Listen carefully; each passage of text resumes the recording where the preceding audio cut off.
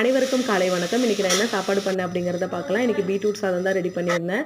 அப்புறம் எங்களுக்கு தயிர் ஊறுகாய் இருந்துச்சு, அதோட சிம்பிளாக விட்டுட்டேன். அதுக்கப்புறம் பாப்பா சாப்பிட்டு ஸ்கூலுக்கு கிளம்பிட்டேன். அதுக்கப்புறம் நான் கொஞ்சம் நேரம் ஓய்வு எடுத்துட்டு அப்புறம் பாத்திரமெல்லாம் விளக்கிட்டு அப்புறம் வீடெல்லாம் கூட்டிட்டு அப்புறம் துணி இருந்துச்சு அதை ஊற வச்சுட்டு அப்புறம் திருப்பி கொஞ்சம் நேரம் ஓய்வு எடுத்துட்டு அப்புறம் துணியெல்லாம் துவைக்க ஆரம்பிச்சிட்டேன். அப்புறம் நான் துவைச்சி கொடுத்தேன்னா அவர் காயெல்லாம் போட்டு கொடுத்துருவாரு. அப்புறம் அவர் எங்கள் வீட்டுக்காரர் மாட்டோட கட்டாந்தரையெல்லாம் கூட்டிட்டு க்ளீன் பண்ணிட்டாரு. அப்புறம் நான் ஆடுக்கெல்லாம் தீனி வச்சேன். அப்புறம் போய் அவர் மேய்ச்சலில் போய் கட்டிட்டாரு.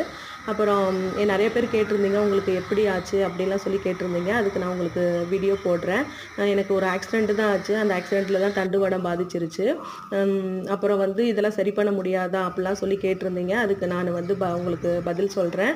இன்றைய நாள் இப்படி தான் ஃப்ரெண்ட்ஸ் போச்சு. இந்த வீடியோ பிடிச்சிருந்துச்சுன்னா லைக் பண்ணுங்கள்.